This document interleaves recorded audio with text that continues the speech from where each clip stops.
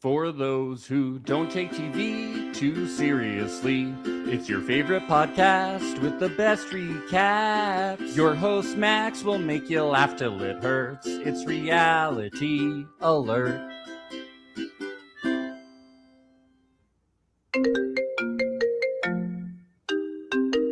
Hi, Tommy. It's Max. Sorry, I have I'm about to podcast. Yeah, no, it's this lady Claire. Yeah, she's a real tough bastard. I would rather go through military service than deal with her today. Yeah, I really don't want to do this podcast. Max? Oh my God, Claire, you're in the room already? You're here? I got my falafel. I'm here. Oh shit. Oh, did you try the tzatziki sauce? I love the sauce. Garlic. I like the extra garlic. Military? So awkward. Yeah, I'd rather go into the military right now. Immediately. Yeah, immediately go into the U.S. military right now. As opposed to dealing with this conversation. With you, who I asked to be on this podcast. I'm befuddled. Yeah, you're a real tough bastard, Claire. I really am. I am a tough bastard. That's why I brought you on. We only have tough bastards on Reality Alert. That's what we need. No, I'm just kidding, Claire. Of course I want you here. Oh my God, Claire. Welcome to Reality Alert, Claire, for the first time. Thank you. Oh my gosh. Thank you so much. This is truly an honor and really right in my wheelhouse because I freaking love reality TV. Okay. That's good. So you're qualified. Yeah. You're qualified. I am qualified. Thank you. For those of you who's first time, welcome to Reality Alert. I'm Max Gieser of our special guest, Claire Burns. We go way back. We both live in LA now. We used to do comedy in New York. We probably haven't seen each other in person in about, 8 years, but here we are. Yeah. Here we are. Listen, we talk about Love is Blind Sweden. The trenches of New York comedy will keep us strong forever. They will. They will. And we are currently live on YouTube, youtube.com/Reality Alert, and Instagram at Reality Alert Podcast. And if you want to listen to this ad free, go to patreon.com/Reality Alert. It's only $5 a month. Come on, and we have trials. Yeah, Claire subscribed, so do that. And check out this cool hat that I have. It's a Reality Alert hat. It's embroidered. It's even textured. I mean, I was very impressed by it initially, and then know it's even embroidered. Where can I get one? RealityAlertPodcast.com/merch. And you know what? Use code season 10. The Love is Blind promo code is still up. Use season 10 for 10% off all merch orders over $20. So this hat, you get 10% off. Wow. So go do that. A steal. Claire, should we just get into recapping this crazy show? These episodes really delivered. These people do not like each other. This is concerning, but it's always, this is the oeuvre, right? Yes. I think, first of all, I just want to thank you for introducing me to Love is Blind Sweden, because I had not ventured to the other countries. And so I really appreciate it. First I said, oh, am I going to get my subtitle on? No. I love the dubbing. The dub is so funny. It adds a whole element that, first of all, how can I book that job? Yeah, I know, right? I would love that. I can't, if I have to translate too, then I'm screwed. But love the dubbing, love the energy of these people. It's spectacular. But these episodes, beautiful. Yeah, and it's great because once you start watching all the international seasons, you start to recognize the dubbers' voices because they do like all the different shows. So I'm the guy doing Daniel did Giovanni in the Italian version. We're like me and Maria, my fiance, were like, oh, that's Giovanni. Yeah, he's like the star of the Italian one. Yeah, you get some great. Some great villains, I feel like, in the international seasons. Like Daniel, what an amazing character. What an amazing character. We're really getting some great reality TV on right now. No, we really are. And I have to say, first, the dubbing, while I absolutely love it, in the first episode, which I know we're not recapping, but just as a note, there is a whole discussion about his crazy accent. And I kind of want to know what is crazy, but I guess I have to know. We should have listened to it, but he says he sounds like a condom or something. I know. I was like, wait, how do you sound like a condom? I know. And his mother was like, no one wants to date you, your silly voice. I was like, okay. You sound like a Subaru driving through the woods or something. I don't know. Yes. It was impressive. without even really understanding. Yeah. And Joanna still wants to make it work. This guy's an asshole and he sounds like a condom and you still want to make it work? Bless her for her emotional labor, in this relationship. Okay. And he has to date somebody that doesn't appreciate tzatziki as much as him. So let's give him some credit too. It's so true. I do love that they have the tzatziki. I mean, I guess they were in Greece initially, but then when they go back to Stockholm, she goes out to get more. That's so sweet. Shawarma, or was it falafel? Whatever it was, but I was falafel, or a kebab. Well, there's extra tzatziki there with the kebab. There is. But is it homemade? Did he make it? His famed tzatziki sauce that he continued to talk about. Probably some bullshit that he's a salesman. I don't trust anything this man has ever said. Not a word. No. Not a word. Well, let's get to Daniel and Joanna at the beginning of episode 6. Well, he comes back to the table and the first thing he says is he's like, the shrimp doesn't taste like anything, It's like, if I've ever heard of filler, that is what we call filler in conversation, my friends. Well, that's him. Yep. She's like, well, don't you remember earlier off camera you wanted to quit the show? And he's like, well, every time I try to kiss you, you say, don't steal my lipstick. Right. So I don't want to be here. I want to kiss and I want to take your lipstick. Okay. It's very confusing. It's like things don't, and this, not to jump ahead, but I feel like that is a theme throughout their conversations. What is actually happening? Right? Yeah, I don't know. I tend to want to side with her. Always. But like, yes. Yes. But like all of the women are, not all of the women, but the majority of the women are repulsed by the men. Mm-hmm. And then the men are kind of like, maybe we shouldn't do this, but everybody is very committed to making it to the altar. Right. And I'm like, you're just going to make yourself miserable by making it to the altar. You should be leaving the situation. I mean, take a note from Ludwig and Camilla. Yeah, they did the right thing. Camille, Camilla, either one. Camilla, I think they say both, but her name is Camilla. Okay. Yeah. Yeah. I mean, they said, I'm not going to say for the right reasons necessarily, but they did say, ain't for me. Yeah, they didn't get along. He was unhappy and he ended it. Good call. Good call. They were miserable.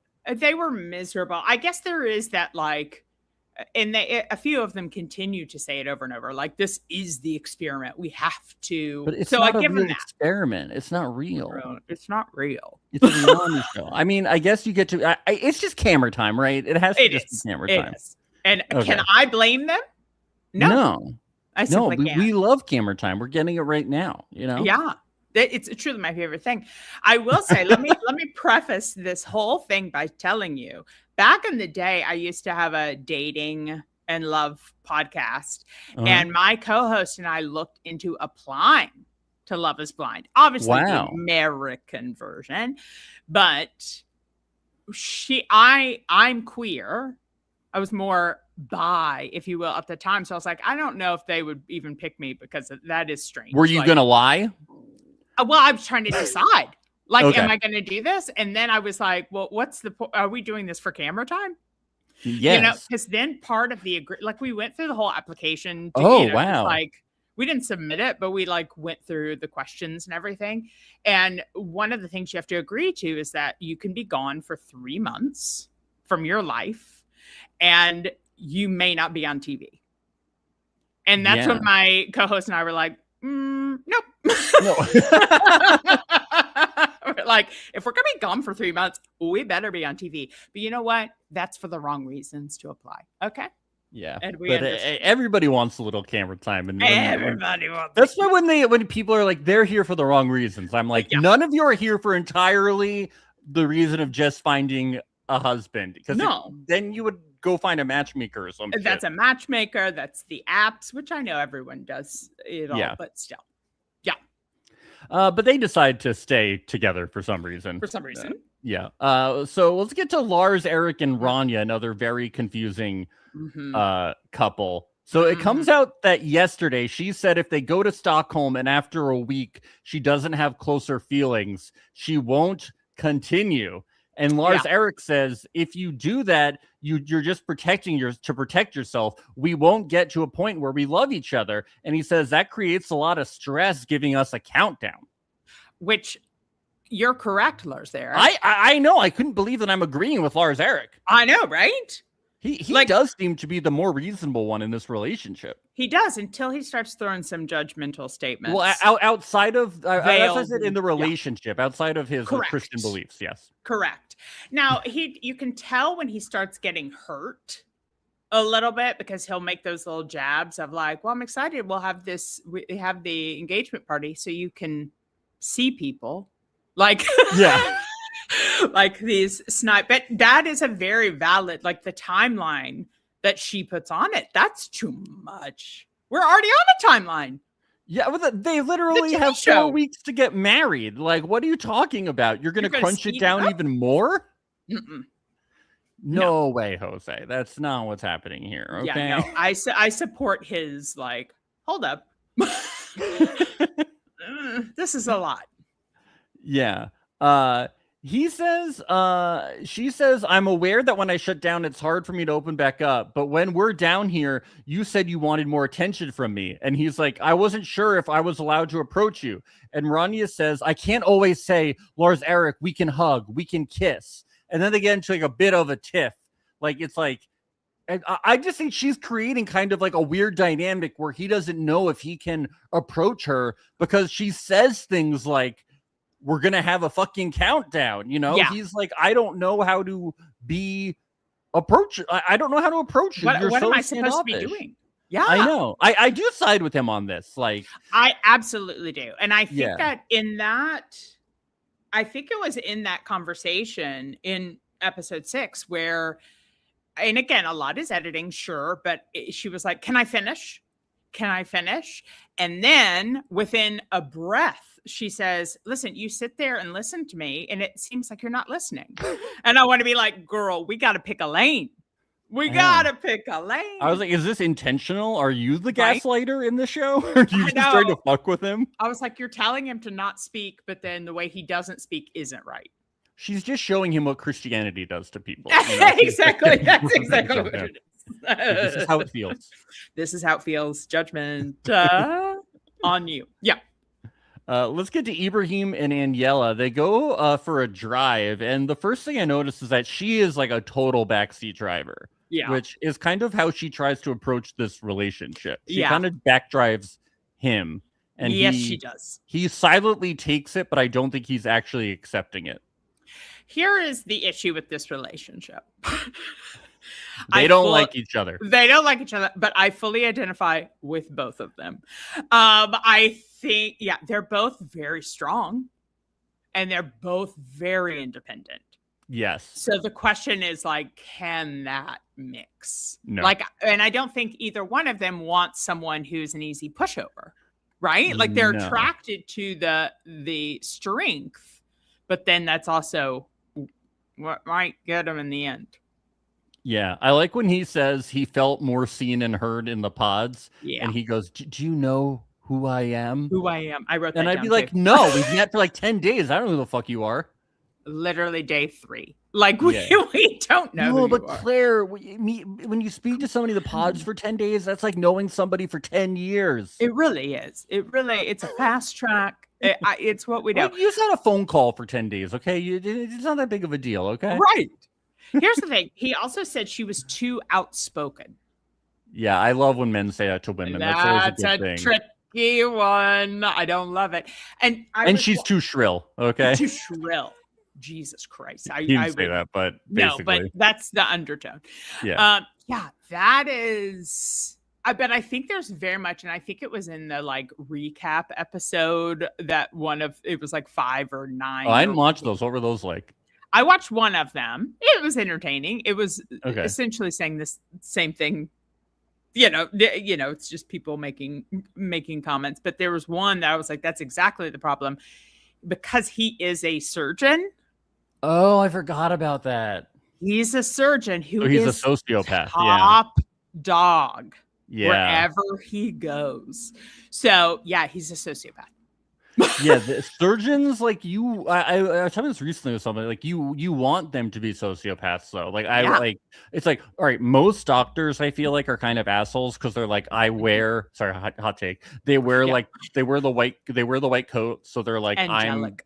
I'm better than you, Yes, and that bothers me. But a surgeon, they need to be a narcissistic, ego tripping sociopath. God complex. They Yes. need to have that, though, because they're Yeah. cutting up someone's body. I'm like, I want you to be an asshole if you're going to go inside me. They need to have the confidence that they will That's what she heal said, me. yeah. Yeah, Yes. exactly. That was good. Thank you.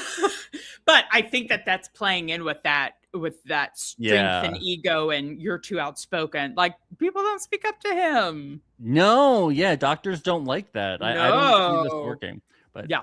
she is a backseat driver, though. I don't like that. Okay, I know. Is the handbrake on? You can look at the handbrake.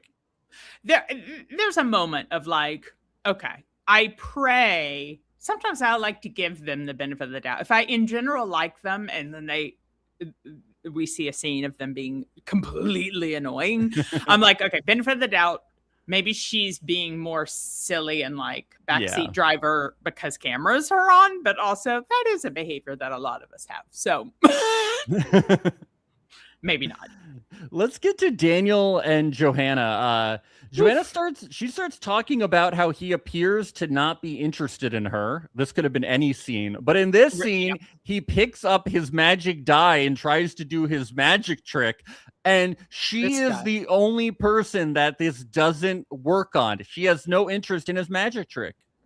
Which is really just so upsetting for him, because really that's all he can provide. Yeah, is his sales tricks and illusions is all he is. He's illusion. He's like the Wizard of Oz, Exactly. I don't want to give him that much credit to say he's the Wizard of Oz, though. Well, but that is a swindler. You know what I mean?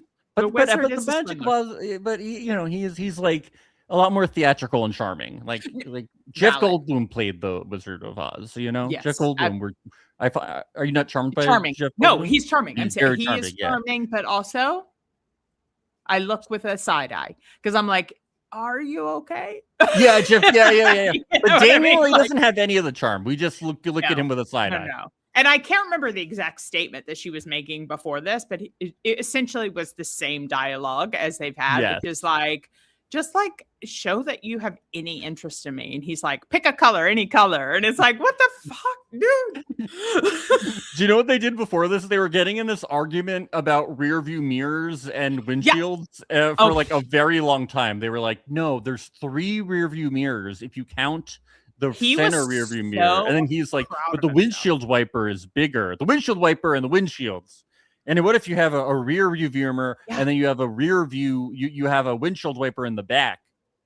You could see the metaphorical pat on his own back when he was like, that's why the windshield is so much bigger than the rear view mirror. And she was like, yeah, but there are 3 of them.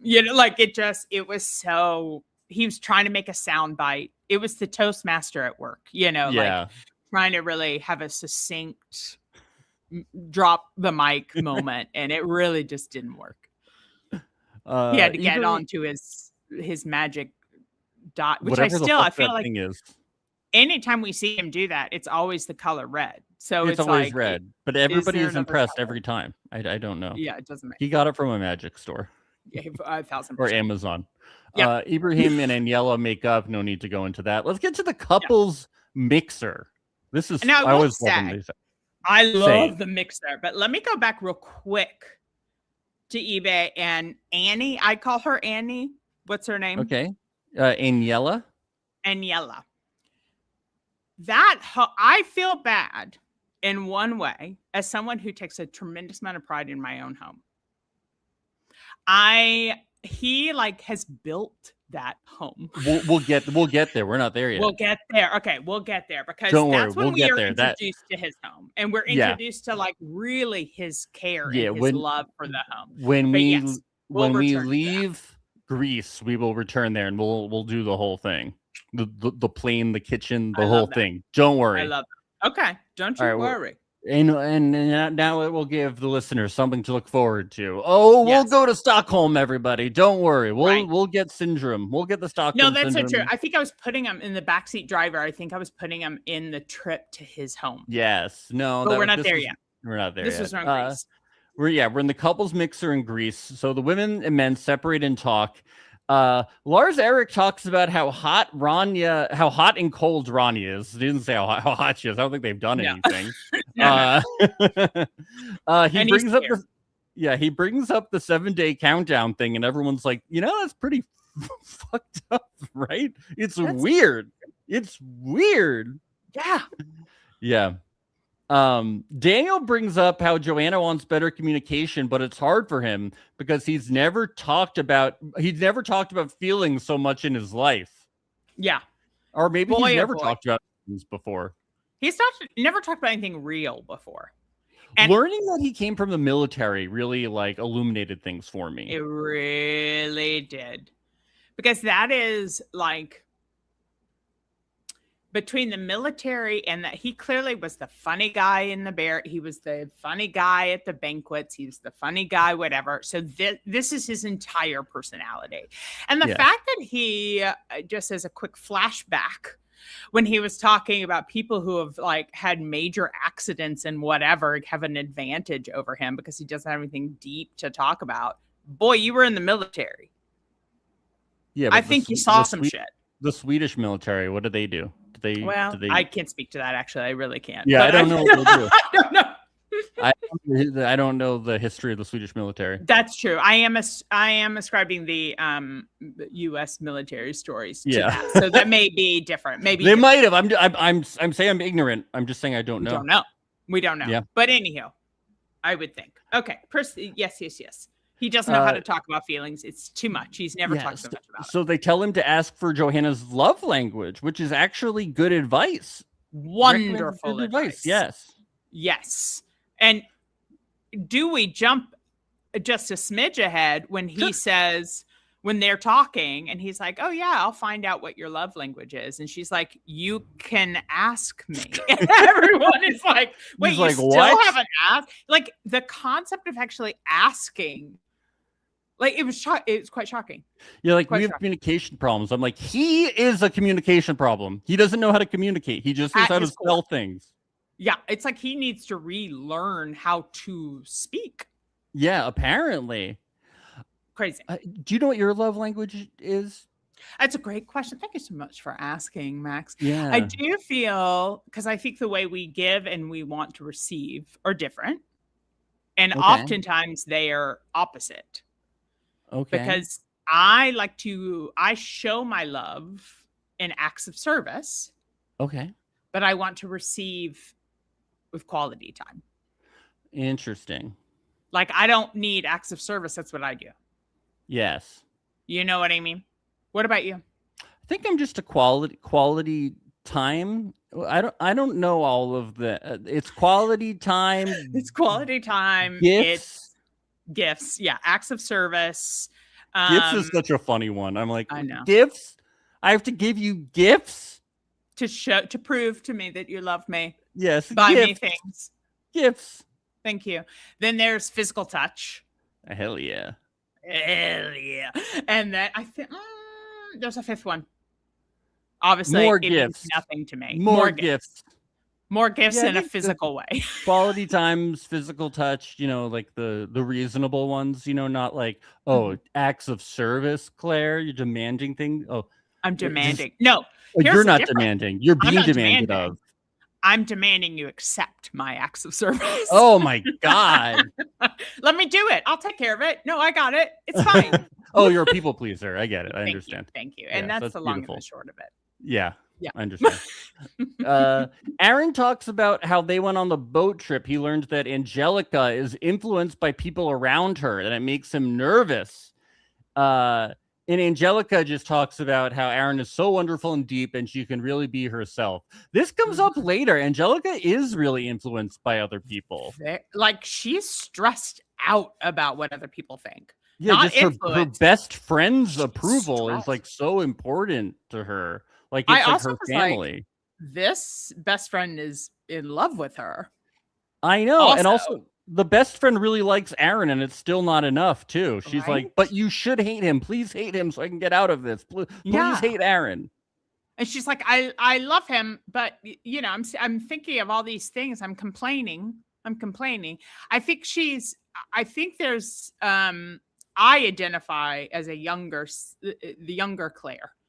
Love to just always have problems and like not be happy in it, right? And yeah.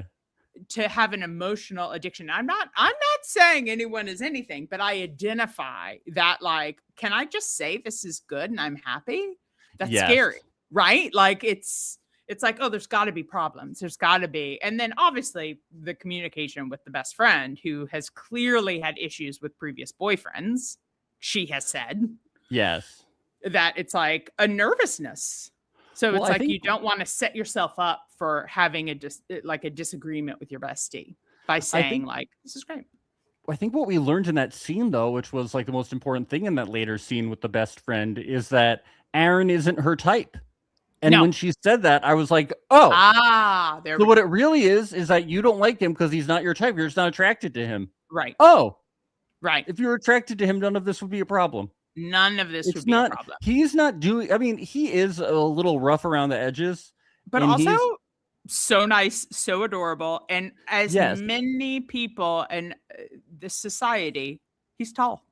We love it. Yes. Yes, so just like us. Just like us. Beanstalks Club. Exactly. But he can be a little cranky. But I really think it comes down to the fact that she's not attracted to him.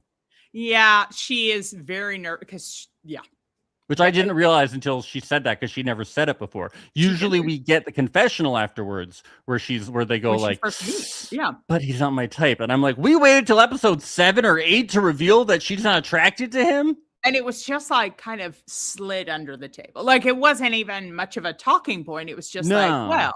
And I think it was her friend who said it. She didn't even say it. Yeah, it was very weird. Yeah. Very interesting with those two. So it becomes apparent that Ludwig and Camilla aren't at the party, which I didn't realize. And then I was like, oh, yeah. We had the same realization. I said, how far in are we? Wait, there is a missing couple. So they show up and like it's this big to do, and everybody is so emotionally affected by the fact that they are splitting up. Daniel in particular is very shaken. He's like, this could happen to me. I could decide to do this. Or Johanna, I don't get what the big fucking deal is. I know. When he was like, can I talk to you? And like going, I was like, hey, dude, okay. Like what? Yeah. Camilla talks to Aniela and Johanna. She reveals that Ludwig broke up with her because of the affection thing. Johanna says this is an experiment. You aren't supposed to quit, and this is unfair. She says me and Daniel aren't intimate either. And Aniela says that's weird because you're the couple that Ludwig has talked about the most. And Johanna says this. This thing on my finger isn't a leg opener. It's an engagement ring. Yeah. Oh, truly the best line of the year. Oh my God. Drop it. And Daniel's like, I thought that I bought the leg opener edition. That's I got sold to. Right. The ring salesman told me that it was a panty dropper. Come on. What are they doing? Here's a quick side note. I love this slight difference in the Love is Blind Sweden versus America with the size of their rings. Are they smaller? Yeah, they're just pretty simple rings. Like they pulled out a tray before they went. Oh yeah, they are small. Yeah, I do like the trays. Right? It's funny. Yeah. I like that because again, it's like, but I mean, we go bigger and gaudier. No, you need to get a huge $30,000 rock, or you don't love the person. And that is a leg opener. Hey, if her love language is gifts, you have to get it for her. We gotta get it, indeed. But yeah, no, I love Johanna for that. That was a fantastic little line. Yeah, and then I like how Ludwig learns. Like all of the guys are like, "Yeah, we're not fucking either." Yeah. He's like, "Wait, I thought I was," and they're like, "No, everybody is repulsed by everybody." Yeah, exactly. No one wants to hook up. No. Somebody comments, Cultura Travels on Instagram comments, Camilla wouldn't even look at him the whole time. Then she acts like she's the rejected one when he says enough. She can barely tolerate glancing at him. I mean, I think that's a very funny point. She acts rejected, but she was rejecting him the whole point. He's kind of just mirroring what she was doing. He's like, you're not interested in me. Right. So I don't want to be in this relationship. My favorite in that editing when they're talking about it and they're sitting outside and he says, I need affection, whatever. And she's like, noted. And then she gets up and starts moving the chair. And he's like, oh. And of course they put the music to it where it's like anticipatory that she's maybe moving closer to him. Yeah. She's just moving further. Yeah, that was really immature and obviously someone who's never been in a relationship before. She's like, noted, I need a better suntan. Yes. Not that he's like, good at communicating or somebody I would want to physically touch me. No. And also, can I just say, if someone's like, it takes me a while, I'll get there on day 2, by the way, be like, okay, let's discuss that versus like, I want fuck. I want fuck. Touch me now. Touch me. Give me a handy, please. Whoa. His ADHD that he has noted was very apparent in the like, give me sex now. Nope, I'm off. I'm off. Moving on. Hannah. Exactly. And then when he said he's curious, I was like, just ask her if she'll fuck you. Yeah. She can handle it. Yeah. Ask her to play board games and have sex with you on the table. It'll be fine. Exactly. She'll be into it, dude. It's cool. To the point. She's talking to you. She's into it. Yeah. Yep. Ludwig and Camilla. Then they try to resolve things, and it instantly falls apart, and she walks away again. Yeah. That was a very frustrating conversation. Very frustrating because I feel like she tried both. I mean, everyone's communication is not on point here, but she tried to be like, okay, maybe let's not throw this away. Like, I understand. I'm taking a minute. And he's like, I don't know how I can tell you any differently that I just want touching. I want sex. And she's like, okay, fine. Never mind. Done. Yeah. Like, I tried one more time and he's like, yeah, I don't want to hear anything else. This is it. She's or like, you're out. You want fucking, I want camera time. How can we make this work? Yeah. There's got to be a happy medium. There's got to be a way without it being a porn, please. Yep. Please. Lord. We get to episode 7 and we get to this couple's brunch. And nothing really happens at the brunch. It's not, they just find out that Ludwig and Camilla left. Lars Eric says he's going to be a housewife. He doesn't really appear to be a housewife. I thought he was going to be a housewife. I was excited for him to wear a little apron and sweep and we all wanted it. Be Rania's little bitch, but the Bible probably forbids it, so it probably didn't. No. That's not his role. No. Yeah. As the man. Wasn't this scene weird when Angelica gets 62 messages and starts crying about it? I was very confused by that. Well, I was confused until I just remember that you're right. She likes to have problems. So she's like, 62 messages. How should I react? I'm going to cry. Right. And I think it was overwhelming all of a sudden that she's like, because she was happy in a bubble. She was perfectly happy in the bubble. And ready to have kids and get married. And now she's not. Idyllic life that she had. Yes. She was ready. And then as soon as it was like life, other people, she was like, holy shit, no. I can't do this. Drinking and partying. I do want to go out and party. It's so confusing. Yeah. I think. And then in that conversation later with her friend, she was like, does he like to get wild like us? Does he know? So I was like, what the hell does he know we go to Ibiza? I know. Like, what are you doing? Insane. But anyway, yes, she's freaking out about the FaceTime and the messages. Yeah. 62. Can you believe it? So much 62. love. 62. After how many? What was They're all from her mom. All of her mom and her best friend. And her best friend. Yeah, that I mean, first of all, I love that only 62 because they've been gone for how long? 2 weeks. Like 2 weeks? Do you think it should That's be not more? bad. Oh yeah, for How sure. many would Just you have? spam alone. 1,000? Oh yeah. Just spam alone. I get so many newsletters. Yeah. Yeah. You Whatever, don't that's block neither here. them? Not all of them. Some of them I don't know. wanna When I see reached now. out to you, you instantly wrote stop. Oh my God, that's so funny. Can we just talk about that for just a quick second? Yeah, guys, when I messaged Claire asking her to come on the podcast, she wrote stop instantly. Stop. I did. Let me set the stage. I have been getting so many political, and what have you, texts. I was waking up from a nap in bed, and I was like, long message, stop. I didn't even read. I didn't even read it, and then you did the exclamation mark. I was like, wait, who would respond? What spam is this? And I was like, oh my God, I cannot believe I didn't even read this. This is so you funny. could have missed the chance of a lifetime.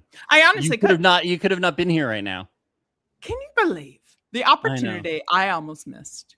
Thank you for your understanding, and you're giving me a second chance. You're welcome. So as you can don't see, do it again.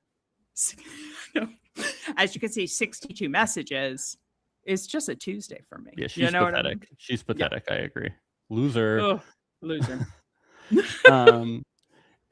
So we get to Stockholm. They move into their apartments. Angelica tells us in confessional that Aaron is incredibly soft and deep, but she doesn't know how well she meshes with someone like that. Yeah. She talks about how she already planned out workout sessions with the other girls, and Aaron brings up that he doesn't know how it's going to feel, how she prioritizes hanging out with him versus other things. That scene was incredibly difficult for me because I felt like, okay, so they move in after this 2-week, whatever. They're supposedly starting their lives together. And she's like, okay, tomorrow I can see you after 1 p.m. We can hang out before I go to my workout class at 9:45. He's like, it's like you plan something with not even friends from home. You plan something with your Love Is Blind friends before him, right? Don't you have to go food shopping or get things for the apartment or stuff like that? Why don't you do the daily chores together? Because this is what we're doing, is finding out if we can live together. If or we at can least talk to him about it. Be like, I want to work out. Can I do a workout? It's like, this is what I'm doing. Not can I? Yeah. No. And he's just like, well, you can come. Wow. Never have I felt more wanted and included when someone's like, oh yeah, you can come. I hate when people say that. I hate that. Oh, you can come. Go fuck yourself. No. Fuck you. I won't. I'll sit here and seethe quietly while you go run your she's errands. Like, oh, maybe he's too sensitive for me. I'm like, what? You are too insensitive. Yeah, you're not even thinking about him. No, you just want to go to workout class with the girls, then he can fit into your schedule. Yeah. That was an infuriating. He's not hot enough for what she wants. I know. Which is just crazy because Rania, hello. I think she'd be happy to take him. Yeah, definitely. Yeah. But anyhow. Daniel and Johanna, he says he's learning to appreciate better. She likes that he's trying. She just needs him to be try. Here, this is why I want to talk about this. She tells Daniel that the engagement ring is a promise to always fight. Yeah, that I think they're staying true to this promise. They are always fighting, Claire. Honestly, there's the positive. They're always fighting. For finding that silver lining. Yes, they have made that promise to each other. Always fighting. 1,000,000%. I think it's really beautiful. Yeah, I think that, and also as someone, listen, I don't want to toot my own horn, but I have been an MC of multiple weddings. You're a Toastmaster? I've never wanted to say I'm a Toastmaster, but I have MC'd. I'm going to tell you, I got plenty of time to keep in touch with other people on the weekend. When he was like, it's busy. And then all these people want to make speeches. I'm like, yeah, that's your fucking job. It's so easy to text people. It's so easy to text your fiance. I do it all the time. I literally just texted Maria as we were talking, asking her to turn on the AC. You know? Yeah, look at that. Without skipping multitasking. Without skipping a beat. I also I could do it while doing a toast. Be like, and sent. Thank you, and welcome to the stage. Yeah. That whole conversation, that was a whole interesting thing. So they moved in the next day. Daniel had to go do this toast something. I assume at a wedding because that's all he talked about so much. Yeah. And then he stayed an extra night, and then she didn't ever reach out to him, which is not good. Just fucking reach out. And then when he's like, oh, yeah, I guess I can come home. I wanted to give you space. She needed space. I thought it was maybe because she was sick, but it was because he thought she was mad at him. But I think he's just a dickhole. He's just a dickhole. You're correct. Yeah. Yeah. It was bizarre. I was like, none of this makes sense. Yeah, this is a very bizarre man. But she's bizarre too in the way that she deals with the bizarre man and how she still wants to deal with the bizarre man and the ways that she deals with the bizarre man. Like, why is she sticking around with this man? Why are you sticking around? And also, I'm not a fan of setting someone up for failure in the sense of like, well, he hasn't reached out to me. And it's like, okay, well, this is your fiance. You haven't heard. Why don't you be like, hey, haven't heard from you. How are you? Are you coming home? Why don't you just say that instead of being like, it's now 48 hours. I'm going to call my mom and cry. It's like, just reach out. Yeah, it's like you've created this situation for yourself. You decided to stick with this guy. So, you know, deal with it. I don't think he's good, but I'm just saying she could have. Like, if you want to hear from someone and you don't, be like, hi, wanted to hear from you, but since I haven't, what's the timeline here? What's our schedule? You know, like, just he sucks, but she rubs me the wrong way a lot of the time. Yeah. No one's golden here. Okay. No. Angelica and Aaron, this is where he's like, she takes out some alcohol and he's like, wait, you told me you hadn't taken a drink in a long time. And he says that he even picked her because she didn't drink. And she laughs a bunch about this. And he's not laughing. No. I think she kind of sold him a bill of goods in the pods. Yeah. Especially because we later hear the conversation with her best friend about how wild they get. Yeah. It's like, I don't drink. I'm ready to settle down. I just want to have kids. And like, it bothers me that like you are doing this business and like maybe you're not ready. And I just want to start my life and have babies. Right. It's very interesting. Like, I think I don't party. Right. She's like, well, I didn't drink in the pods. And it's like, well, yeah, because they probably monitor that so that there aren't just a bunch of drunk people. No, they want them I bet they do a little bit. In Sweden, maybe? In Sweden. In the States, not here. No. There, because I felt like it's hard to know with the gold goblets. You know, it really is. Yeah. No. But I feel like, maybe, I don't know. I feel like they're not getting wasted together. And I think if you talk about not drinking, I don't know. It's interesting because I think that there are plenty of people who just choose not to drink, but there are a lot of people who have a particular relationship with drinking.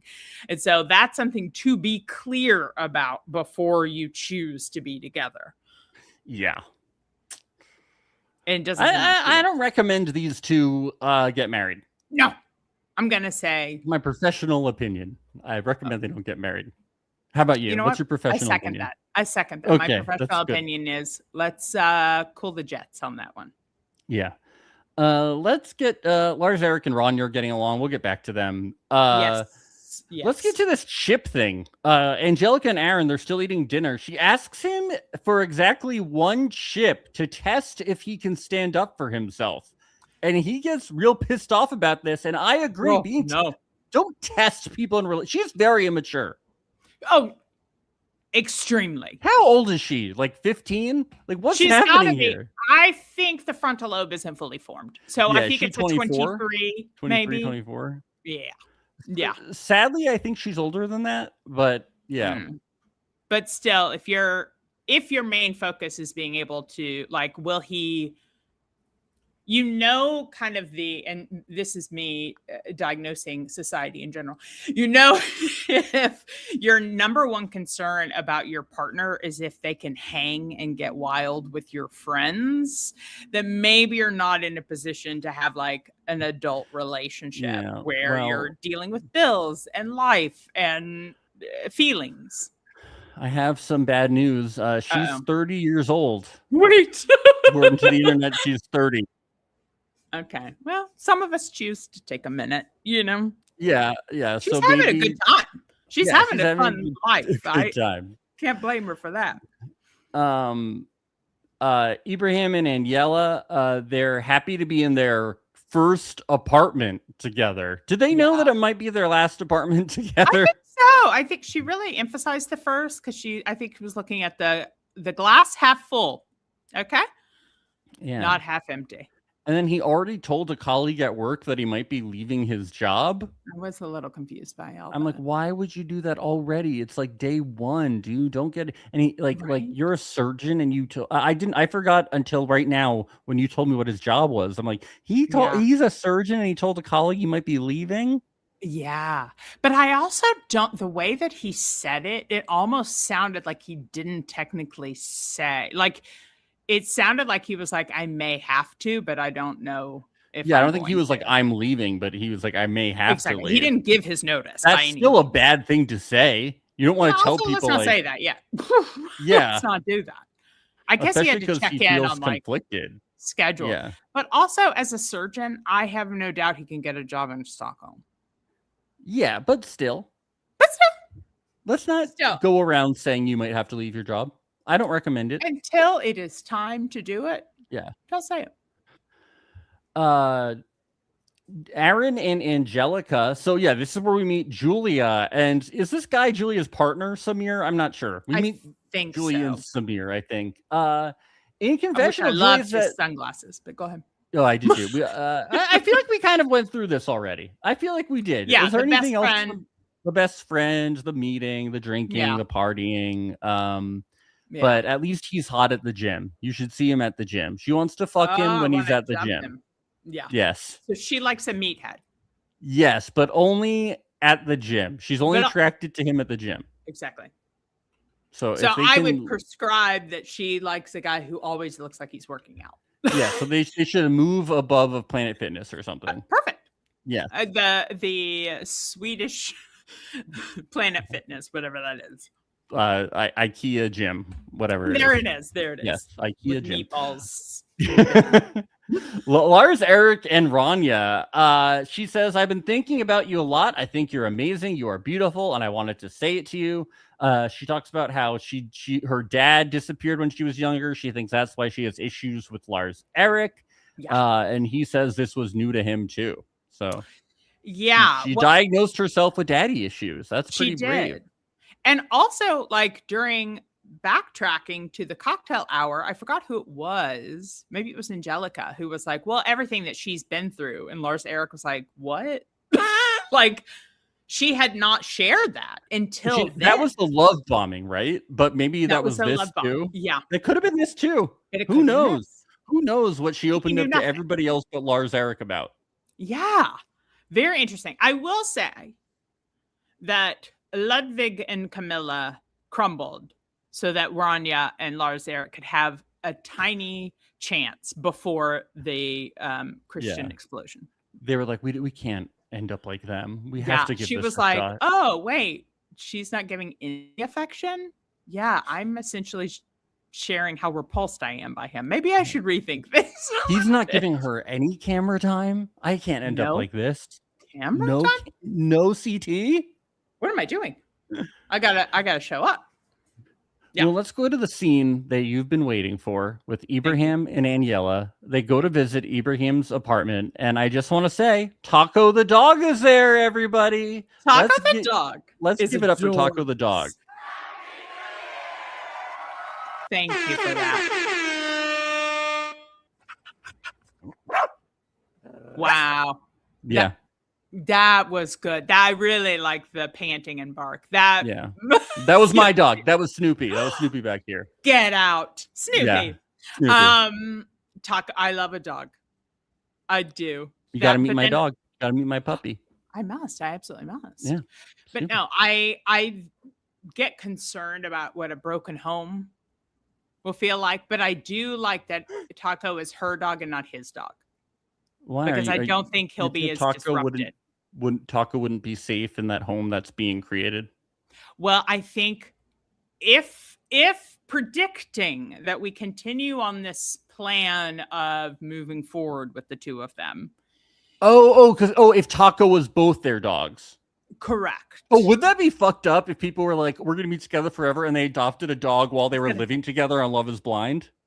Honestly? That should be the new. They should connect with ASPCA. They have to have a dog. Listen, that'll either blow up immediately, taken care of. That'd be so fucked up. Essentially a baby. No. Yes, they should have to adopt a child. They should adopt a child. That's how we up the season. That's how we make reality TV even more fucked up than Age of Attraction. Have you seen Age of Attraction?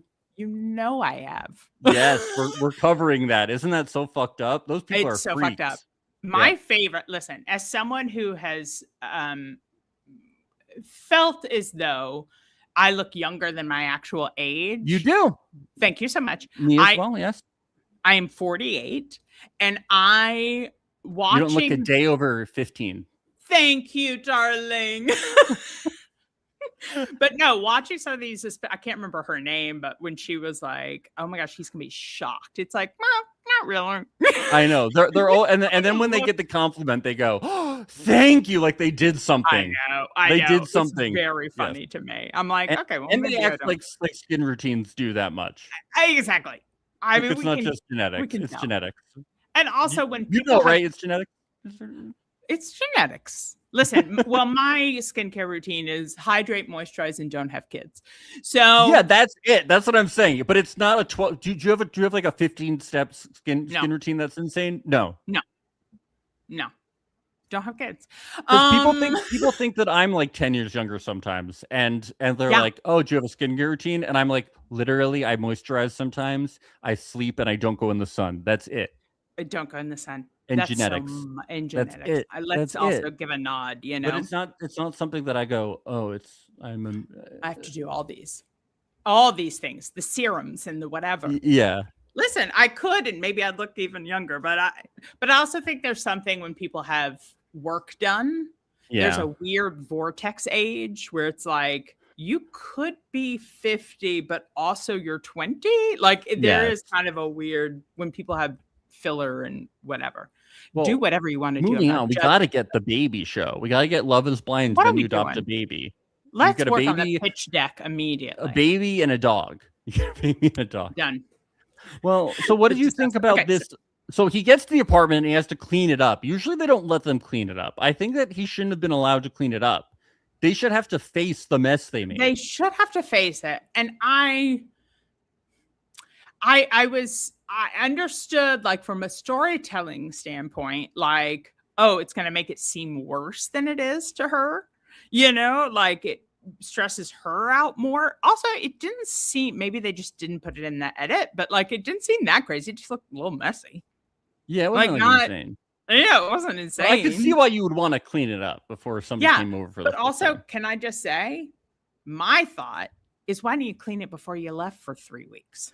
It's very weird. It's like, was it Room Raiders and he got kidnapped to go on Love is Blind? During Room Raiders, he get kidnapped. 1,000,000%. They came in while he was asleep, put a pillowcase over his head, and said, "Let's go." Yeah, I think they should do Room Raiders, and people should be able to come in with the black light and see where the cum is on the walls and stuff. Absolutely. And use. I love on that show. They would use like dust. And they would use like finger gloves. The finger. And they would, yeah. And they would go over like bookshelves of 22-year-old guys and be like, "Your bookshelf is dusty," and I'd be like, "He's like 22 living at." He's like 21 living at home. Of course, his bookshelf is dusty. Who cares? I'm 48 living on my own. I got dust on my shelves too. I know. Bro. I'd be like, are you really not going to date a guy because his bookshelf is dusty? Like, you're not going to date a 21-year-old because his baseboards aren't pristine? No. That we gotta look at a different level. Do you even care about the semen under the black light? Do you really care about that either? Listen, I love semen under black light. Semen under black light. That's my favorite. Anytime I go to a hotel, I bust. No. Yeah. I feel like sometimes a little bit of ignorance is bliss, you know? Yeah. Just a smidge. Just a smidge of ignorance when it comes to that. So what'd you think about this? What'd you want to say about this apartment? So I do listen. Good on him. He clearly, his therapy is building, right? He built that table after a bad breakup. So not only has he put in just skill, craft, and time of building the kitchen and building the table and doing all of these things, but they all represent emotional times in his life. Ooh, I love this. So it's like, of course, he's going to have a fucking hard time leaving that. Right? So when he she's doesn't like, want yep, to. let's go. And then I really was upset with her when he was, listen, I don't care about your tool either. But obviously when you know someone really cares about something, let them just talk about it for a minute. I know, men, we have like stupid shit that we need to talk about sometimes. Yeah. And we okay. Women too. You know, we all have to care about. Okay, because women always talk about that, right? Like they want to complain about their jobs and they don't want men to give solutions, right? They just want men to listen, correct? Correct. So we want to talk about our stupid hobbies and we don't want to be told that they're stupid. We just want you to listen for 5 minutes. Everyone just needs to listen to each other. Yes, and my fiance is wonderful. So sometimes I will show off a new piece of podcasting gear that I got, or I will show off some like editing shit that I did, and she won't understand like why it's cool or something, but she'll see that it excites me and it makes me happy, and she will let me talk about it because she will be like, oh my God, I love that this makes me happy. You're excited about it. Yeah.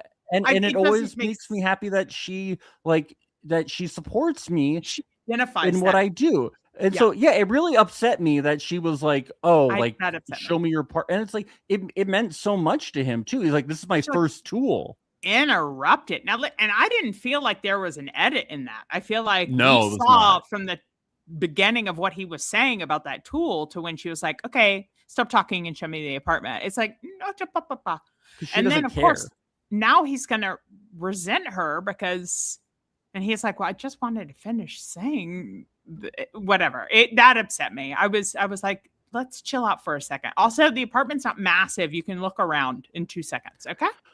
Let him talk about this. She doesn't care about the apartment. She wants to backseat drive him out of this apartment. Well, she does. She wants to see all the things that gather her arsenal as to reasons why he should move. And it's not working. Listen to what he says in confessional right after this. She's pretty clear about staying in Stockholm. And I've said that I imagine I'll probably move there, or I will move there. But we aren't married yet. And I haven't yet. I don't have a job in Stockholm. And it's like, it's just not super close. He's just kind of letting the experiment roll on, and he's not expressing himself to her. He's not expressing. Guess I think what? He's going to get to the altar and just be like, by the way, no. And, actually, I've been thinking about it the whole time. I've hated you this whole time. It is the communication is just so poor. Now, listen, a lot of us don't understand how to communicate. And so we'll give them the benefit. It's not like people are choosing to be poor at communication. They just don't know how. Because listen, we all got to go to therapy. Okay, let's jump on board. Not men. We got it figured out. Not men. I forget about that. Just go on an ayahuasca trip. Yes, Aaron Rodgers. Yes. Yes, exactly. The worst. Yeah, so I feel like if he could just communicate, I get that. He's not married. He doesn't have a job yet, but just be like, I love this apartment so much. I mean, maybe he can't articulate like, this is a graveyard of emotions in this home. I can't just sell it. So obvious, like how much he was like literally being like, this is my temple. Like I know. I built everything by hand. I made this. Yeah. That it's like, okay, like maybe we'll go back and forth, and she's not hearing it either. She's also just like, nope, you're moving. You're getting rid of this place because who cares about this place? It's not in Stockholm. And it's like, why don't we? Let's take a second. She's like, my way or the fucking highway. And I'm like, you're talking to somebody who holds himself very highly. He just doesn't want to even bother with it because he knows he's not going to marry her. Yeah. And also, if one thing is said, that does not remain a fact for life. So in the pods, when they're falling for each other, and he's like, well, yeah, I'd be open to moving to Stockholm, or however the phrase was said, does not mean a fact he's going to immediately get rid of his apartment and move. Like, it's going to be an emotional journey. So couldn't this apply to Angelica and her lying about everything? Listen, just to be fair to our girl Angelica. Yeah. But she's so annoying. I don't think she contradicts herself a ton. Yes. I think there's a lot of there's a lot of contradiction because I don't think she's clear. I just wanted to be fair to her. I wasn't trying to Max, if you don't make it fair for Angelica, then I don't want to be here. Okay? I had to be fair for Angelica. I'm leaving immediately. No, no, it's very true. We have to, facts have to remain. Here on Reality Alert, it's all about fairness. That's the point of the podcast. It's fairness. Mm-hmm. Yeah. Let's get to Daniel and Johanna. Yeah, she calls him. He comes back. We talked about this. It doesn't make any fucking sense. Nothing makes sense. To her mom, whatever. He's coming back. Let's get to Aaron and Angelica. They taste cakes. So the first thing that happens with this cake tasting is... Which is the first, like, wedding thing that we've seen from anyone. Yeah, but anywho, go on. Yeah. Angelica says a lot of people don't like chocolate, and Aaron is like, fuck that. This wedding is about us. Who cares? And I'm like, Aaron, you're still hosting, like, a party for people. Right. Like you can put some consent. Are you going to eat all of the cake? It's like me and Maria, we've tasted like a lot of, we're getting like a traditional wedding cake, and we've tasted a lot of cakes, and like one of the flavors we liked had nuts in it, and we're like, well, we can't do this because people have nut allergies. Like, even though we liked the flavor a lot, we still had to think, oh, what if people don't like it? Right, exactly. Or it's a danger. Although I do think a lot of, I do think, chocolate is a pretty universal standard. Flavor. Yeah, I think I would be like, I would go fuck anybody who doesn't like chocolate. Oh, agreed. I don't like them already. I don't want to speak to them. Yes. But I do love that they taste red velvet, and he's like, that's some American bullshit. A red velvet cake is chocolate cake with red food dye. And they pick it. And they pick it. Yeah. Yeah. Like this American trash, and then it's your favorite one. It's your favorite one because it's delicious. It's chocolate cake. It's good. It's good. Yeah. Ridiculous. By the way, we've had this is so funny. We thought the cake tasting would be like the best part of wedding planning. Yeah. Like, we just tasted so much bad cake. It's been like miserable. Like, we spent like all this money tasting cake, and we just thought we'd be like, oh, we taste all this good cake, and it's like just so many places make bad cake. Max, this is very upsetting to me because I know, feel like that's going to be the best part. Only part reason you care about. Yeah. The only reason to get married, I'd say, is to have a bunch of cake tastings. And if it's not all good, well, I can tell you 6 places not to go to. Okay, noted. And we just went to a cake place, and we were like, this is fucking awesome. Is it the most expensive place we've gone to so far? Yes. Of course. Is it the best by far? Yes. So we're going to have to move the budget around a little bit. Sure. But we do have one place left that's cheaper, but we know it's good. So okay. Yeah. Okay, this is when we have to start. But, sometimes you have to move the budget. We're like, we'll have to move the budget around a little bit. Yeah. But we want to do like a vintage style cake because you don't see those at weddings a lot anymore. No? That's we thought it'd be fun. We thought it'd be the theme is fun. What's the flavor that you want? We're gonna do marble for one tier of the wedding cake and coconut for the other tier. If we go to this place. If you go to this place. Okay. Yeah. I like it. Listen. When they said we could do 2 flavors, I was like, what the fuck? Why would you not do 2 flavors? Well, yeah, because we love their coconut flavor, but not everybody likes coconut. True. And the marble flavor is amazing too. And when they said you could do both, we're like, why wouldn't we do both? Of course you're gonna do both. Yeah. If you go with them. If we go with them. TBG. It's a little pricey. TBG. It's a little pricey. Okay. Yeah. Of course. But I feel like, yeah, the food, aka the cake, is where I want that to be tip top. Yeah, I know. It's important. It's important. It is. So good on them for tasting the red velvet and falling for it. But then they go on this walk, and I don't understand what this fight is about. It's probably just like because he's not in the gym, so he's not as hot when he's on a walk. He's not exerting enough. Well, he walks slowly. Yeah, he needs to walk faster. He does need to walk faster, which, being the beanpole from New York, being from New York, and also being tall, we got to walk faster, people. We can't. It would drive me crazy for someone to like stroll, especially that tall. It's not like he's short and he's trying to keep up. He is choosing to be incredibly slow. It's not cool. It's not cool. I'm not a fan of that. Maybe went down. He has injuries in basketball. Maybe he can't. Maybe his knees are all jacked up. And now you have a point.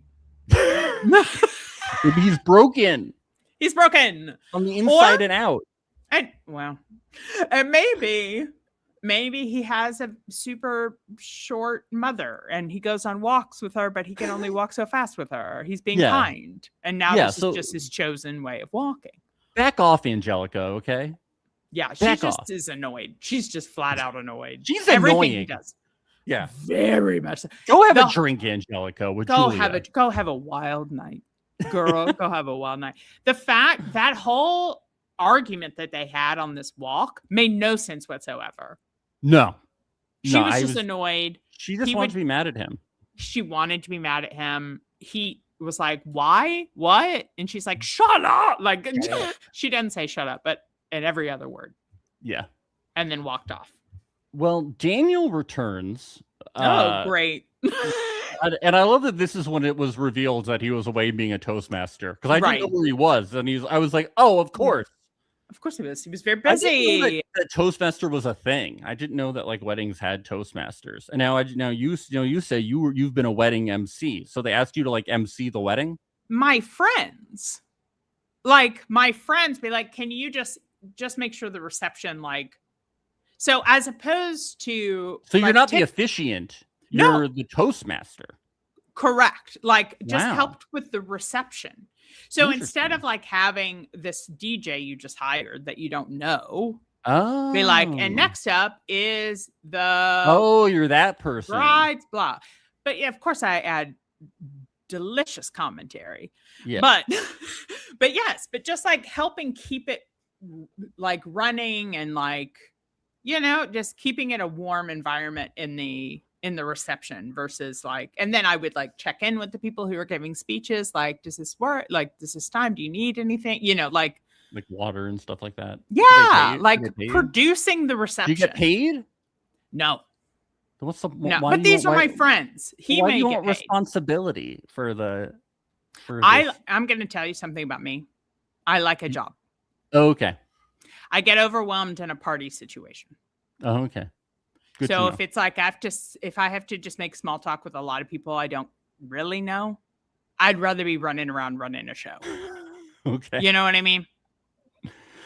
Do you think Daniel just does magic tricks the whole time? Do you think he just does the one magic trick? He's like, and it's red because it's love and it's all about this. Coming up next, it's red.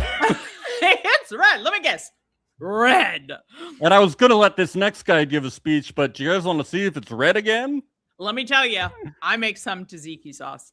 That's the best. And let me tell you guys. Some people say I talk like a contraceptive. That makes no sense. None.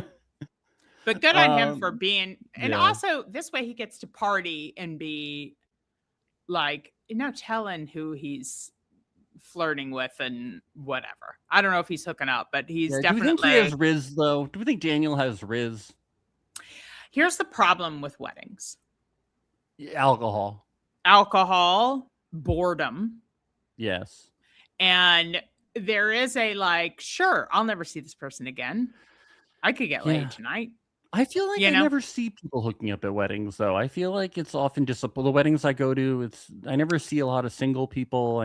Well, that's it. I think when you're maybe in Angelica's age group, where it's a bunch of partiers and young, Yes. or maybe there's like the 1 or 2 divorcees or whatever that are like, sure, I've got a hotel room by myself. Like, you know, it's not as rampant as the movies had us believe. I know, it's so boring. I want to watch people hook up.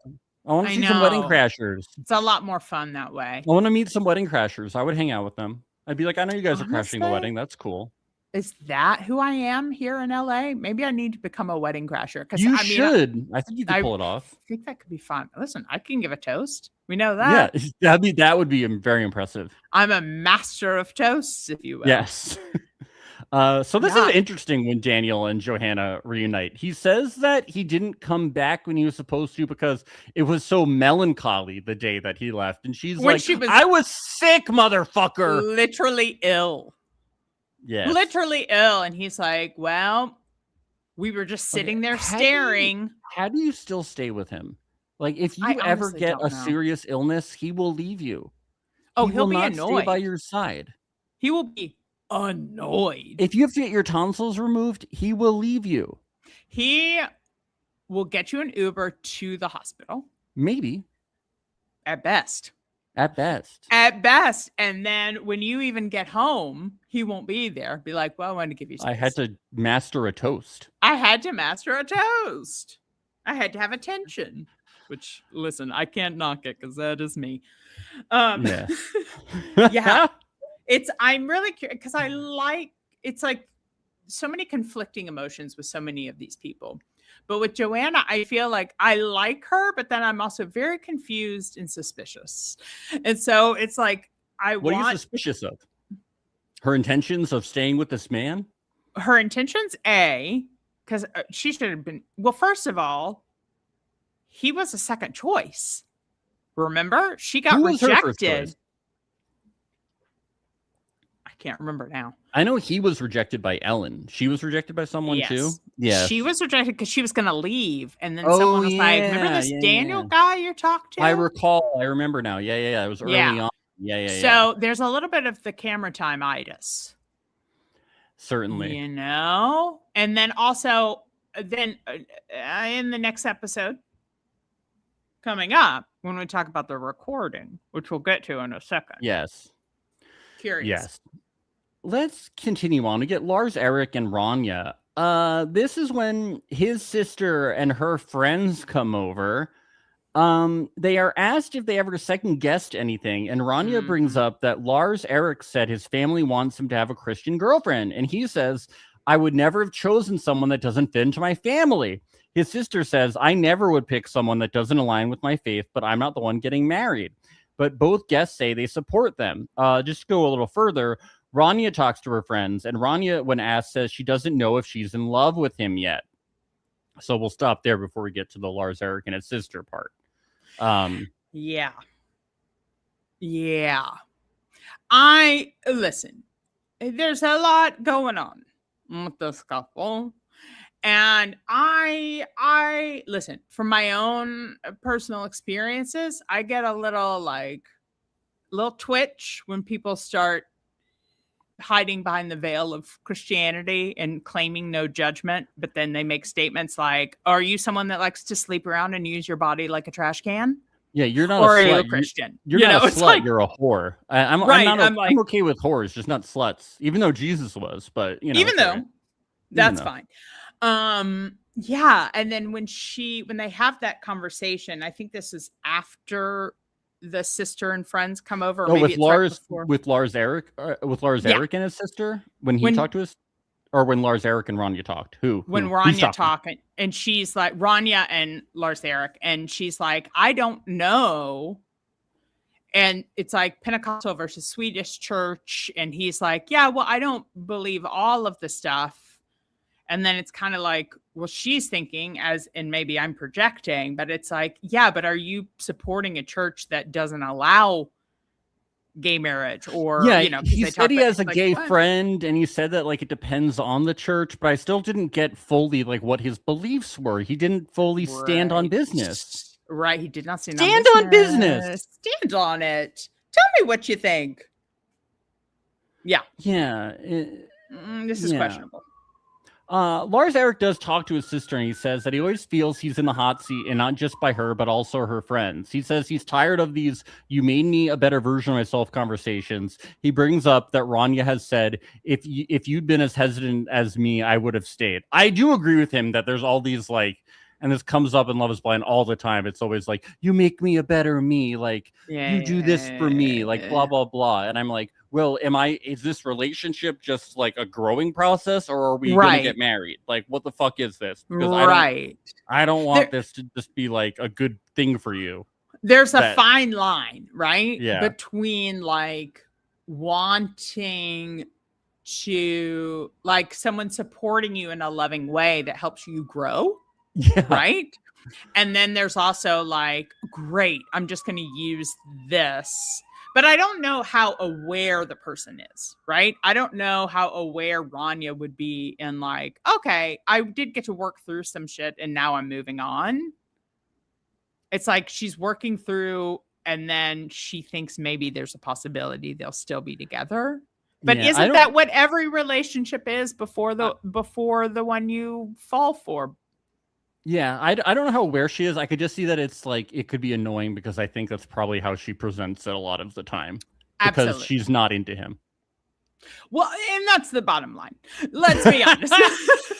So she doesn't have anything to say to be like, oh my God, you're so amazing. Like, this is so good. She's like, you're helping me discover myself and I am blossoming. And this is so wonderful. Yeah. Instead of being like, wow, like, I love you so much. Like, you're so wonderful. There was that. Oh, yeah, there was that one moment where she did say he was like beautiful or whatever when they were laughing about seeing the movie or something. Like that, Boy, they laughed and laughed over something. Giggled. They had a giggle fest. Giggle. Yeah, that's a different energy. Yeah, but they are both willing to go to the altar. Which. Hallelujah. I mean, cameras, let's go. This is the experiment. Let's do it. Yeah. Okay. Let's experiment, guys. Show up. Yeah. Well, we get to episode 8. Episode 8, okay. Everybody. Daniel and Johanna. She says thanks for the talk, and he says he feels so fucking stupid. And she says, stupid. You're not stupid. We just have different ways of feeling love. And he says, I missed you so much, like crazy. And they kiss. And then she gets a cramp in her toe, and we just get a lot of foot shots. This was just to show us feet, right? Foot shots. Yeah, 1,000%. I think the producers and editors were like, okay, this is such a circle of nonsense, this couple. Let's give them a treat, and let's show the feet, okay? It was so foot heavy. There was no point to this scene besides feet. Besides, like... Truly, we have nothing. Like, this is the most redundant conversation. And then she says, I found a show for us to watch. She says it looks really funny and she wants to laugh together, but they never say what show it is. They never say what show, and that infuriated Chekhov's me. Show. I know. We need to know why say that there's a show? What's the fucking show? What is the fucking show? I need to know. Here's the thing. It better be on Netflix. I know. I don't care if it's fucking Swedish. I don't care if I can't understand a word. I need to know the show. I need to know what they're going to share together, supposedly. Who knows if they'll ever get to the first episode? It's incredibly because then he was like, oh, you're just going to watch it. And I'm like, why are we accusing? Like, she brought this up that she wanted to watch something together. Why are you like, oh, you're going to lie to me? I don't know. And then all of a sudden it's like feet. And no show, feet. It's like a little less feet and a lot more show, please. Thank you. Maybe now listen, some people may have a differing opinion than I know. I wish I had a foot fetish. I do. No, this would have been the episode to see. I wish I had a lot more fetishes. It would be great. It'd be great to be turned on by so many things. I know, so many things. I know. Life would be so much more exciting. Just going to the store, you know? I know. I just like looking around at people in sandals and just going like, oh, yeah, baby. Hello, baby. But I'm just like, I'm just not. It's like, get it off the screen. I know. I was just like, those are feet. Great. Those are feet. You got to choke it. And then he's like, are you stressed? I'm like, eat a banana. It's potassium. Yeah. Come on. Like, come on. We get to Lars, Eric, and Rania, and he tells us that his faith is the issue. Yeah, and this is where they get into the argument about the conversation. Yeah, we get into that. Fuck that. Fuck him. Let's get to the 14 days until the weddings. Daniel and Johanna go out to dinner, and we know that things are going right. You are the right chick. You are the right chick. How would you feel if somebody told you that? Would you feel all warm inside? I'd feel seen. Oh, that's nice. I'd feel heard. I'd feel understood. Mm-hmm. That's good. You know, to just be called a chick.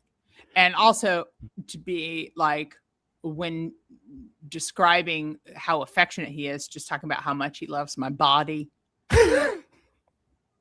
That feels great. You know, she doesn't feel that she can trust him after this scene. I wonder if the recording thing has happened already. I think so, because I think that was a teaser, and I was like, oh, he's cheated. He's talking to someone or whatever. And then we find out the recording. It's weird. Well, we're going to get to the party. There's so much that happens here. I'm going to take us through each The party's so good. Yeah. Yes. So this is my favorite episode of all of Us Blind. Oh, wow. I mean, so much does happen.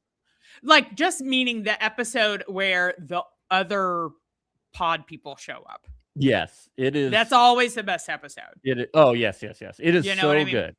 Yep. Okay. So, Camilla shows up. She says she's talked to Ludwig, and it feels good on the phone, and it feels like they're in the pods again. And she says it's given her hope.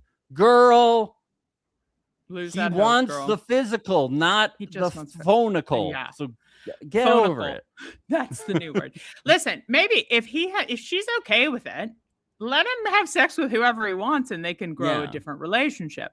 But we cannot have a monogamous relationship. Yeah, just get over at this rate. She needs to move on. She needs to move on. Yeah, she deserves better, let's say. Well, yeah, Ludwig does go up and says he has feelings for Camilla, but it's kind of weird. Yes, because you want to fuck and she doesn't. It's weird. Yes. Yeah. She's hot. I get it. But also, just find someone else. Yeah. Daniel, Ibrahim, Johanna, and Ludwig talk. Daniel openly says how sick he is of every conversation has to be serious. He's like, why can't we just do magic tricks? He says he's really going to try and give everything and all he can, and he hopes they can make it in 2 weeks and get married. He says deep down he thinks Joanna feels that way. And Joanna says nothing. He says, please say something. And she says, yeah, I say yes. So the tension is there. Palpable. And it's like, what's going on? That was a beautiful, beautiful scene. Yes, it was when he's just gabbing and and she's just like, how do I even respond? I simply won't. I know. And I thought that was nice. Good on, she's good finally on her standing for up for herself. Yeah. Right, exactly. Yes. Our friend Fabian shows up and he reveals what happened to him. That was an amazing scene when that reveal.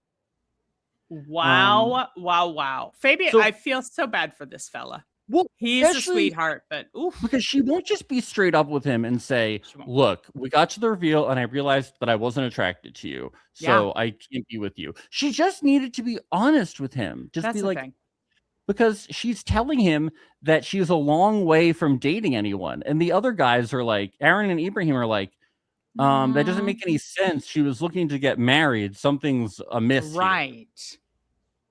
Yeah, it doesn't make sense. And I mean, I guess there is that moment of like, wait, what the fuck have I done?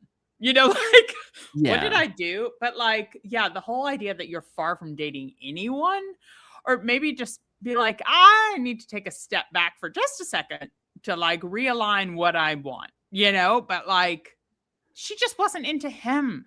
Yeah, and I think it's more hurtful to just like, it is. Just like be honest. Just you have to grow up and be honest. Because he knows the truth. Yeah, and which is even more painful because then of course we make the worst. We can spiral with that assumed information. Oh, the worst. I feel so bad for him. Ellen rolls up and Daniel is instantly like, what if? What if? Yeah. He's upset. Yeah, Hannah shows up and Hannah and Ludwig talk.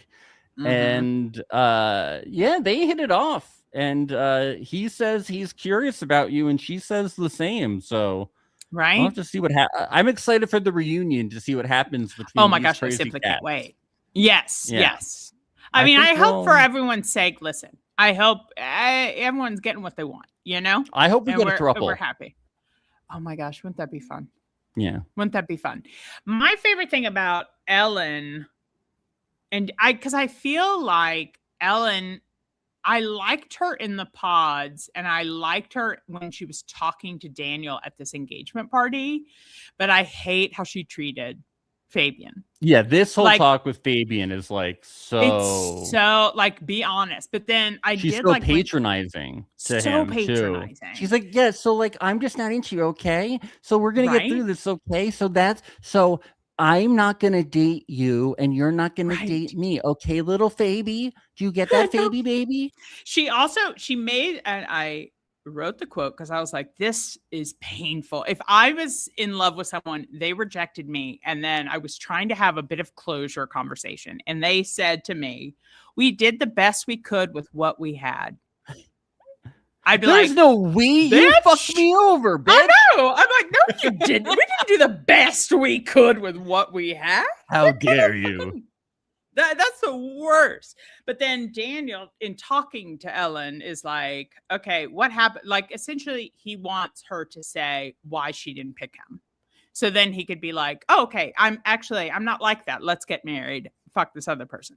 Yeah. But the positive about Ellen in that, I give props to her, is she's like, wait, what's your situation right now? Are you talking to me like as a single I like man? that. Yeah. And he's like, oh no, I'm gonna get married. I hope to get married. Yeah, we're gonna get married. But like, why didn't you like me? You know, like it was. Yeah. And she was like, okay, nice. Because of this. Bye.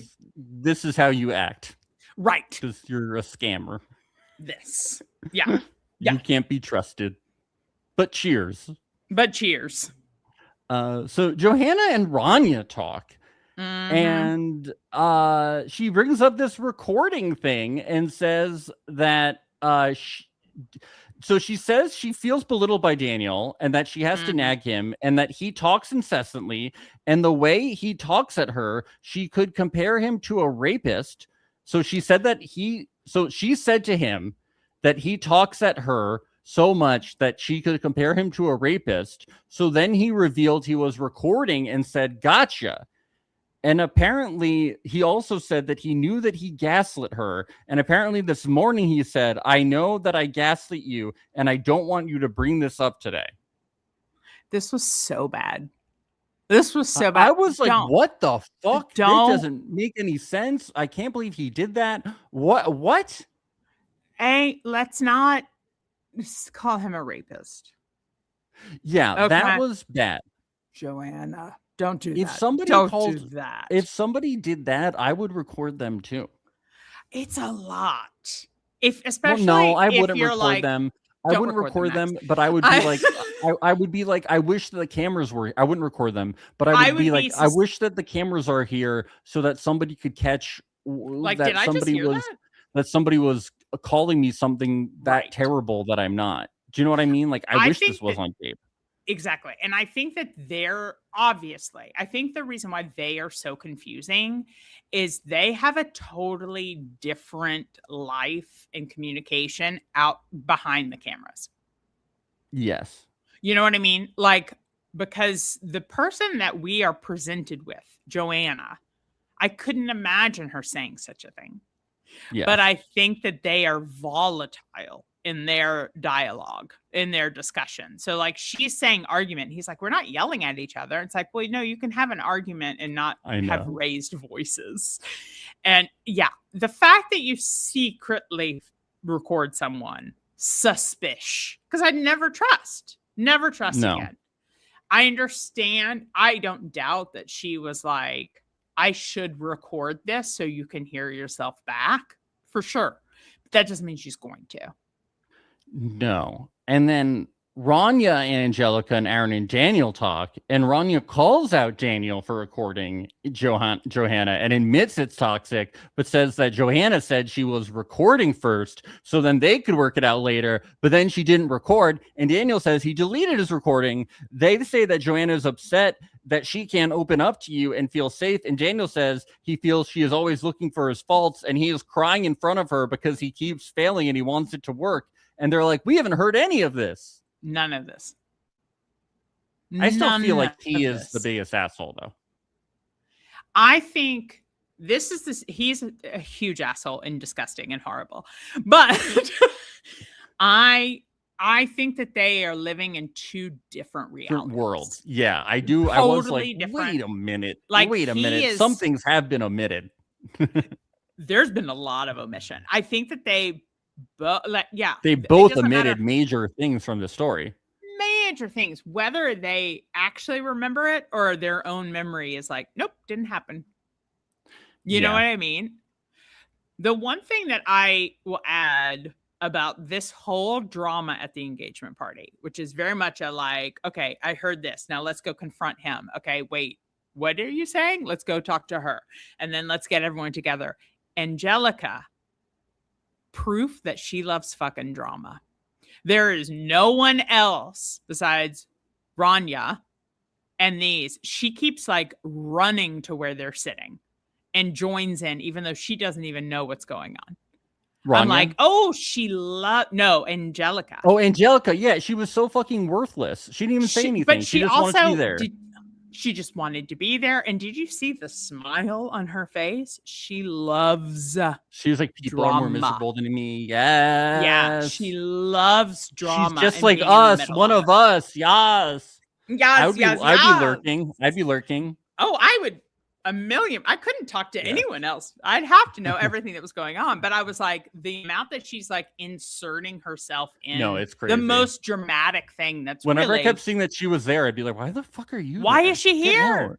Get out. Yeah, she wasn't part of the original conversation. No. Like, it's fascinating. I'm like, oh, she is just like excited for drama. Let's get to the final part of the conversation. Okay. So Rania, Joanna, Daniel, and I wrote Angelica ? Question mark. Because what's the point? Yep. Rania says she's going to play psychologist. Great.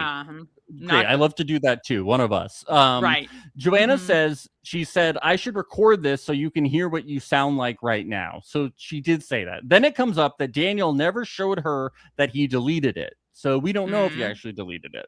We don't know. Daniel starts love bombing and crying and talking about how Joanna is the most beautiful thing and he didn't want to make her sad and he doesn't know what he's doing wrong.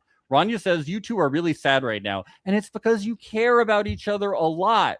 And Daniel, and what can we do right? And what can we do right now, guys? What can we do for each other? Because you clearly care about each other a lot. I'm like, you should not be playing therapists because the right therapist would say, step away. You two are toxic. You shouldn't be with each other. Toxic.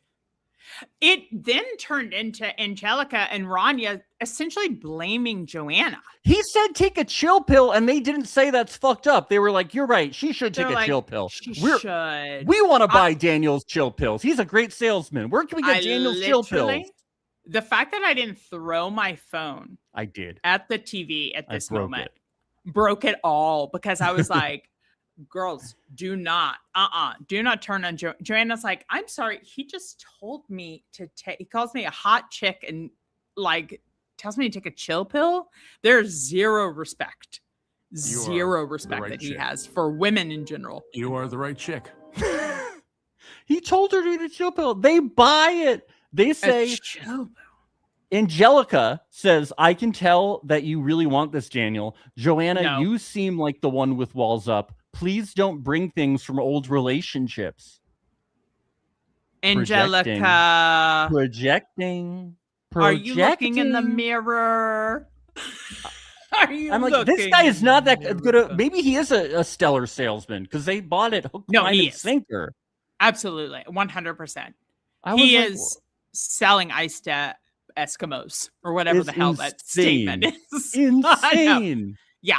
The fact that they flipped on her after all that he said, because he pretended to cry, says he cries, and she doesn't like collapse in that and like think that he's a great guy because he's showing tears. You know what? Like, it was such snake oil salesman. I've never.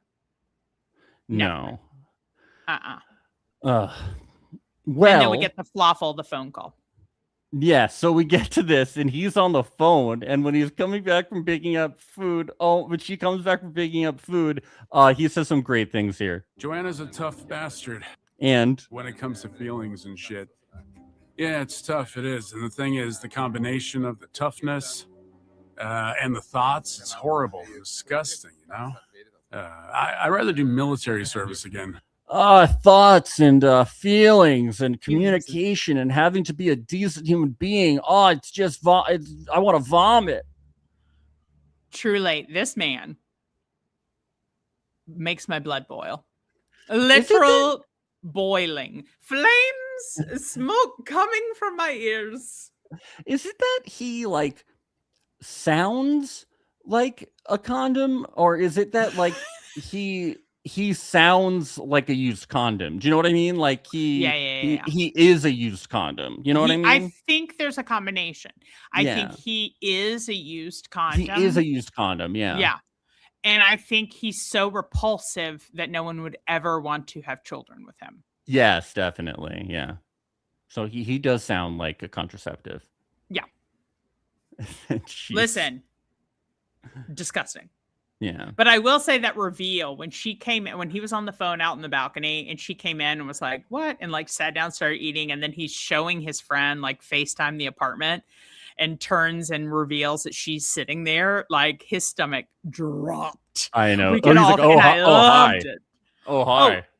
Hi. Hello, right chick. Hello. It was so I loved that moment. That was a beautiful moment. These international seasons, they're like all pretty good. I've watched basically every international season besides 2 or 3 of them. There's like a million now. But I've watched all the Swedens, the Germanys, I'm gonna have to catch up because here's the thing. Italy is really good. I highly recommend Italy.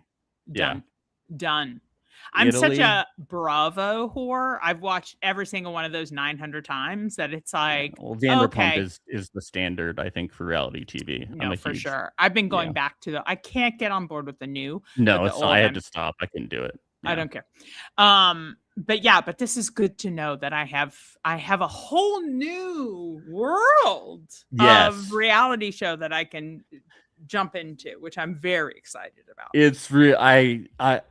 Yeah. I mean, we started covering them just because, like Love is Blind is kind of like the flagship show of the podcast. And it just kind of was like, oh, wait, these are actually just like super good. So like good. Some of them are better than the US seasons. Just like, because the casting, they just cast these really toxic men, and they cast real characters, and it's really delightful. Thank you. I have to say, I really did appreciate the people. I had to stop watching the US Love is Blind. Not that I'm done forever, but I just haven't been as excited about it because I feel like it's people who just want to be reality stars, and like the amount of hair and makeup and performative communication was just like painful.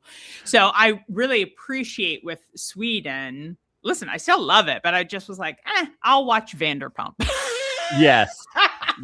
But the Sweden, I was like, I love that one girl went into the pod with her, baseball cap and a comfy outfit. It's like, okay, they're getting to know each other as opposed to being hyper aware of this past season of Love is Blind is good. The one that just happened. Okay. And I did start hearing about it and I was like, interesting. So they're from Ohio. They don't seem like super influencer-y. Okay. They're a fun bunch. I recommend it. Yeah. Not noted. I thought it was a solid season, but I do like all of them. I'm very high. I am high on Love is Blind. I do have a bias, but I thought it was. I love that for you. I've never seen a season of Love is Blind that I strongly disliked. Yeah. But I do think, based on what you've said, I think you would enjoy it. I will say. Noted. Yeah, I think I had a moment where reality TV is so fun to share it. Yes. Right? And like having something that you listen to, watch, like having that dialogue, like that's what makes reality so fun. Yeah. And I think there was one season of Love is Blind. It was like right after I had a breakup. And so I was like, I can't watch it because I don't have the person to watch it with. And then it was like, I couldn't get back into, but now. Well, welcome back. Welcome back. Thank you. And what a way about Sweden. Love is Blind Sweden. I feel really happy because I don't, I've never been to Sweden. And now I feel like. But you've been to IKEA, right? It's the same That's shit. true. That's valid. It's probably the same fucking thing. Yeah, it's the exact same. There's really no difference at all. Are you watching any other reality TV right now? Well, Age of Attraction. Yes. I have caught that. Yeah, I watch, again, all the Bravo stuff. So all the Real Housewives and Love of Traitors, even though it's done. Yeah, the season was a little meh for me, but I'm gonna tell you, I liked it. Yeah, it just wasn't as good as the other ones. Have you seen House of Villains? Okay, I'm watching that. I am watching that. So good this season. I really do like it. I didn't watch the other season, so it doesn't matter. It doesn't matter. The other seasons are really funny too. This season's really good though. Yeah, I'm a stand of all, so anything that Tom does, I have to. Well, you got to that. Listen, he is a hot mess, but also he's a star. I can't stop watching him. He's so entertaining. Like, I don't care. Like, I don't like he cheated on someone. Like, I can get over it. Like, listen, it was a hot mess. It's all a hot mess. Everybody on that show is awful. You know, like I can like, yeah. Yeah. Also, Ariana is thriving because of it. Like, she's killing it. So let Tom get the scraps on House of Villains. Yeah, exactly. Okay? He's so funny. He's like Mr. Magoo. Okay. He's so funny, but he also doesn't know that he's funny. He knows that he's charming. When he tries to be funny, it's so bad that it comes around and it's funny again because you can laugh at him. You know, like he's so unfunny. Like, oh my God, the dude, like, he has it. He has it. And like in the before, like when he was in the SUV on the way and they shared his like, well, it's come to this. Well, it's come to this. Like practicing his intro line was so funny. And he was great on Traitors last season. Oh, he was the star of the season. He was great. He was great. Oh my God. So I'll give you that. I do. Yeah. Well, whenever his band plays LA, I'm going to get a big group together. We're all gonna go. Honestly, I hate to say, I will go. We're all going to go. Everybody I know is going to go. I'm going to get a big group together. We're going to go see Tom's band. I mean, he's got to be. If he's not on some tour somewhere, he's got to be playing. He never plays dates here. I follow the band on Instagram. The second they go, I'm going to buy a bunch of tickets. We got to go. Right. Reality Alert group trip to go see Tom Sandoval, the most extras. Yeah. I'm on board. Because I'm not surprised that he doesn't play here very much, though. No, he plays like Missouri. Yeah. Because no, where the tickets will sell. I get it. Yeah. Oh. Well, Claire, thank you so much for joining us here today on Reality Alert. Do you wanna plug yourself at all? I love plugging myself. No, beautiful. I have a woo-woo podcast called Love Through It. Where my friend, she is like she's a medium, whatever. Oh. So I love chatting with her and we talk about crazy and fun and interesting things like the Schumann resonance, human design, gene keys, all these things. I love to know more about me. And that's why we like doing that. So it's called Love Through It. And you can find it on YouTube and all the other things. And then my Instagram, Claire LBS, to see what I'm up to. Great. And for everybody else, we'll be back next Saturday doing Love is Blind Sweden, I believe at the same time with Katie Johansson doing the finale. And I will be back before that on Wednesday at 7 p.m. Pacific time, recapping the Age of Attraction finale, the day it comes out with Lillian Tanner. And of course, patreon.com/reality alert, only $5 a month for ad-free viewing. Claire, thank you again. You were a delight. And for everybody else, we'll see you real soon. Bye. Bye. For those who don't take TV too seriously, it's your favorite podcast with the best recaps. Your host, Max, will make you laugh till it hurts. It's Reality Alert. You are the right chick. You are the right chick.